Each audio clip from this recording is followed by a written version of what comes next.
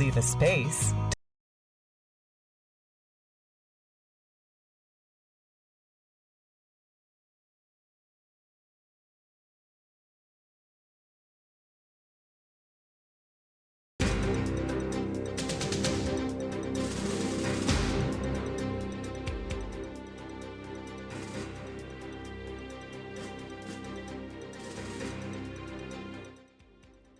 Good morning.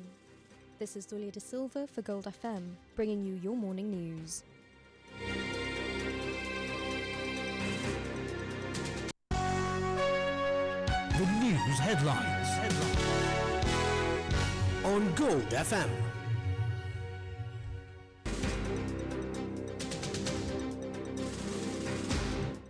In your news headlines, landslide and flood warnings issued. Customs gives reasons for port congestion. First Super 8 match washed out. And in news overseas, Trump increases his universal tariffs.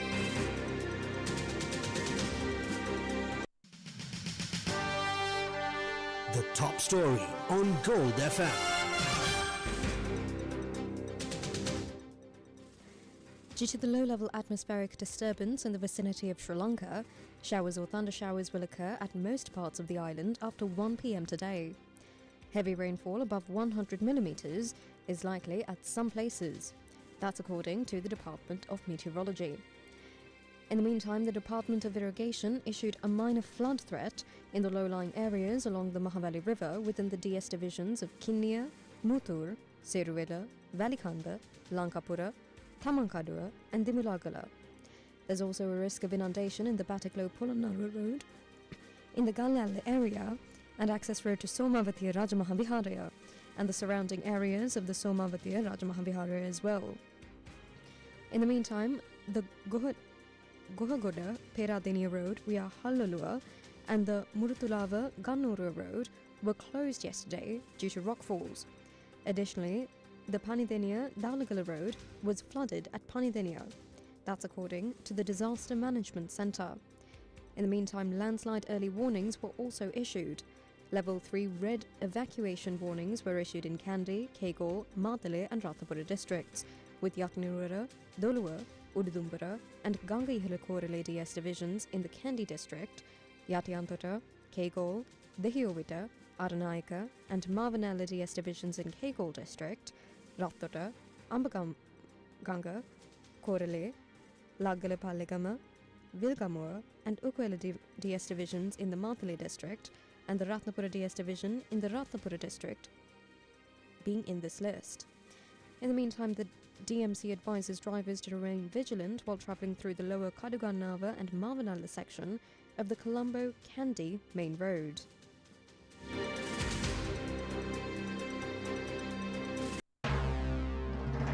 This is the local news on Gold FM.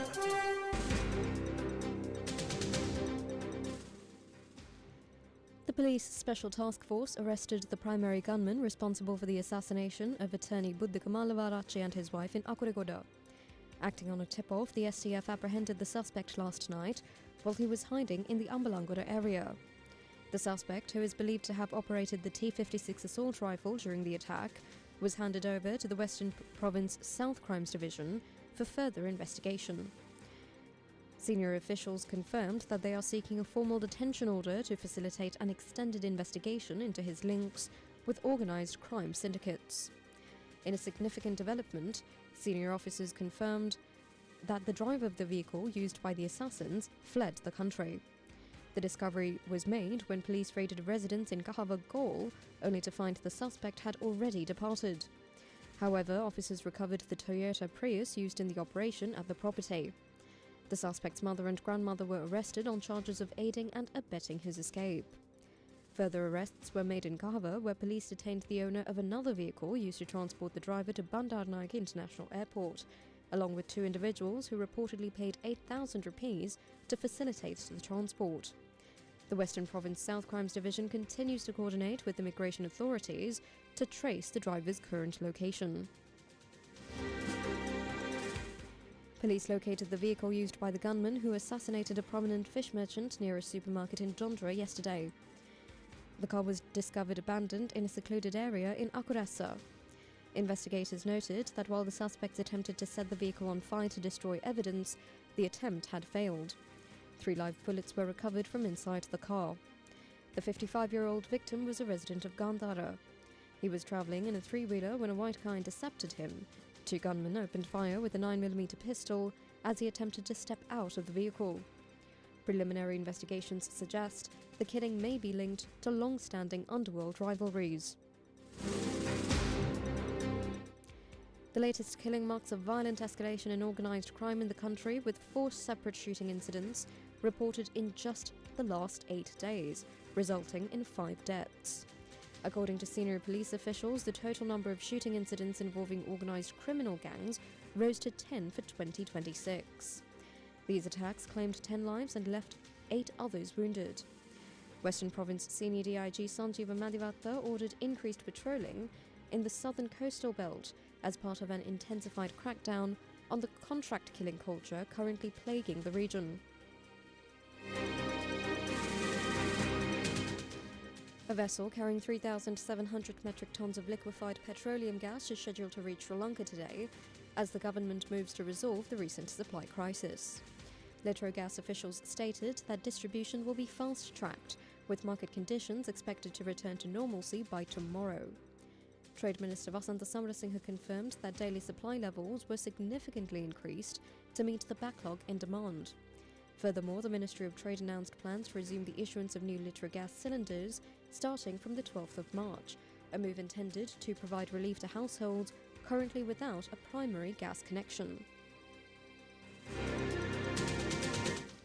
Sri Lanka Customs is attributing a major container pile-up at the Colombo port to delays by buyers in clearing their goods. However, the Container Transport Owners Association reports approximately 500 trucks stuck in long queues. Association President Sanath Manjula blames the crisis on a lack of proper facilities and inefficient clearance procedures.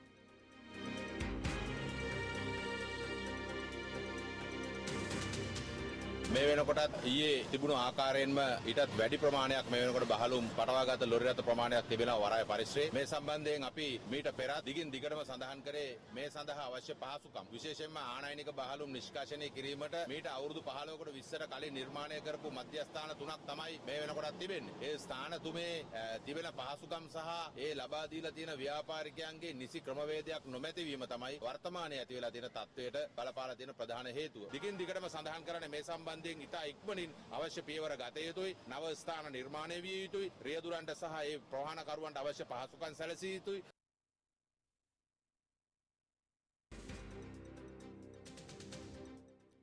Customs spokesperson Chandana Punjaheva, however, maintains that the responsibility lies with importers.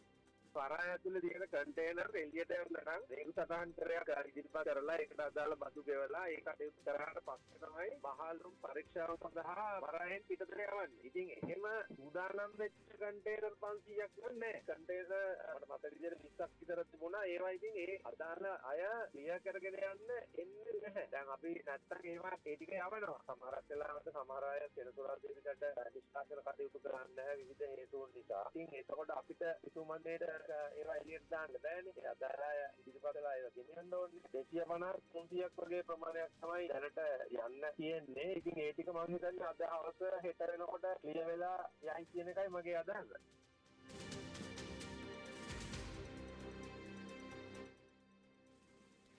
One of the country's leading economists once again highlighted the necessity for Sri Lanka to find new markets and sign free trade agreements in a bid to strengthen its position as far as trade is concerned. His comments come against a backdrop where US President Donald Trump increased a 10% global tariff to a 15% global tariff after the Supreme Court struck down his previous trade policy as an overstep of executive power. The 623 ruling labelled the original levies unlawful, potentially triggering billions of dollars in refunds for businesses and states that challenged the duties. Speaking from the White House, the president initially called the justices fools and indicated that any repayment process faces years of legal battles. Later, he increased the tariffs to 15%, saying that, quote, I, as President of the United States of America, will be effective immediately, raising the 10% worldwide tariff on countries, many of which have been ripping off the US for decades without retribution until I came along, to the fully allowed and legally tested 15% level. Commenting on this, Professor Rohan Samarajiva is of the view that such changing policies of the US have a severe impact on Sri Lankan businesses. Speaking to us, he first explained how Trump arrived at a decision to impose the initial 10% global tariff. There's been a significant development in the seesawing confusion that is American trade policy. That is, the Supreme Court has, as expected, this was not an unexpected ruling, ruled that President Trump's imposition of arbitrary tariffs on most countries in the world, including countries that didn't have inhabitants, some Antarctic island, I think he also imposed taxes. This is illegal.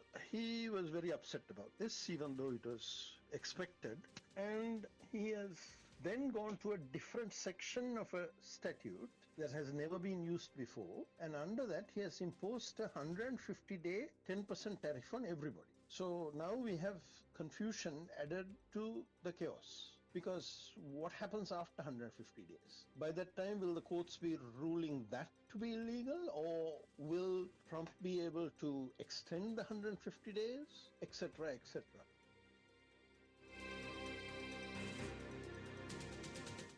Professor Samarajiva highlighted why the government must act transparently, mainly with the businesses, in situations such as this. So the question that faces countries like Sri Lanka is that when they imposed 44% tariffs on us, our government engaged in some undisclosed concessions. We don't know what the concessions were, unlike in other countries, to get it down to, I believe, 20%. Now, India got it down to 18%. But in the case of India, India committed to do certain things. They committed to buy oil and gas from the United States. They've committed to buy at least 500 billion items to be imported from the United States, something that is unheard of in trade negotiations, that a country makes quantitative commitments. So we can infer from all this that in actual fact, Sri Lanka must have made some concessions in order to get the 20%. The only problem is we don't know what the concessions were. So now we are in a situation where it's going to be very, very difficult for the people who import products from Sri Lanka, for the exporters of various items, apparel, rubber, various things like that, to know what they're doing, because this is every few days the rules change. So in this kind of situation, I think the best thing the government can do is to come clean and not keep things secret, but to disclose all the information it has so that people can actually make some reasonable assessments of the risks that they're dealing with and respond to these risks in the best way they can, because now the situation is that the world trade environment has become extraordinarily risky, uncertain. As far as the solution is concerned, this is what he had to say. The only way to approach this problem is to diversify risk. That is, try to, as quickly as possible, find new markets where you don't have this kind of arbitrary and capricious behavior, which changes the rules every few days.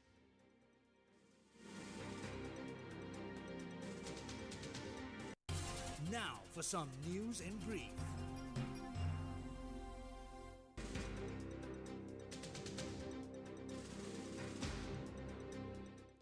A 25-year-old woman was arrested for possession of 110 grams of crystal methamphetamine during a raid carried out in Mount Lavinia.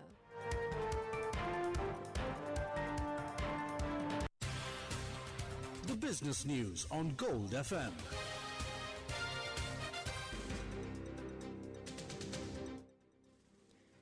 OpenAI CEO Sam Altman addressed concerns about AI's environmental impact this week. Altman, who was in India for a major summit, said concerns about AI's water usage are totally fake, although he acknowledged that it was a real issue when, quote, we used to do evaporative cooling in data centers, unquote. He said that now that they don't do that, people will see things on the internet where people will be advised not to use ChatGPT as it's 17 gallons of water for each query. Altman said that this is, quote, completely untrue, totally insane, and had no connection to reality, unquote.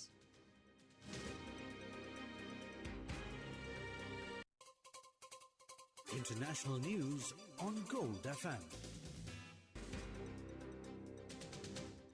Pakistan said it carried out strikes along the Afghanistan border targeting 7 camps belonging to terror groups, including Tehrik-e-Taliban Pakistan, whom it blames for recent attacks, including a suicide bombing at a Shia mosque in Islamabad. Entertainment news on Gold FM. A24 and Lionsgate each brought a newcomer to the Friday box office with How to Make a Killing and I Can Only Imagine 2. However, they were unable to claim the number 1 spot from last week's champion Wuthering Heights. How to Make a Killing landed number 4 on its opening day, grossing $1.6 million from North American theatres. Rivals have the comedy thriller pulling in $3.2 million by Sunday.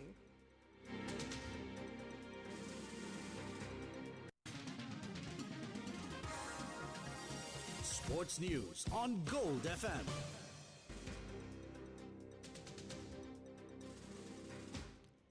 The opening fixture of the ICC Men's T20 World Cup Super 8 stage between Pakistan and New Zealand was abandoned last night due to persistent rain in Colombo. Attention now shifts to Pallekele International Cricket Stadium in Kandy, where Sri Lanka will begin their Super 8 campaign, starting with England. That's it for now. This is Dulio de Silva for Gold FM.